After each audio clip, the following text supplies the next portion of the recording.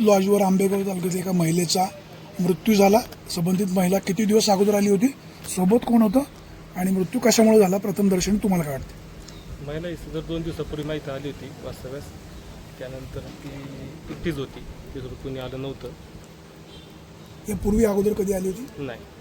Register maintain केलेलं आहे. हो 2 दिवस तिथं आली, तिला जेवणाचा डबा वगैरे तुम्हीच दिला. हो. काय तुम्हाला काय वाटतं कशामुळे मृत्यू झाला असेल? तुमच्याकडे CCTV कॅमेरे पण आहेत ना? हो.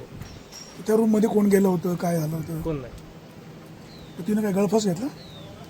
ते तर पुरेस तपासात ध्यानात येईल. तर मग काहीतरी तुमच्या गळफास लक्षात कसं आलं घेते, ती बेडवर झोपलेली आहे, गळफास कसं असेल. मग घेते? औषध घेतलं किंवा काय झालं? आकस्मिक प्रथमदर्शनी आकस्मिक. तुमच्या लक्षात कधी आलं ते? सकाळी 11:15 वाजता. 11:15. माफ करा पण प्रश्न होणार.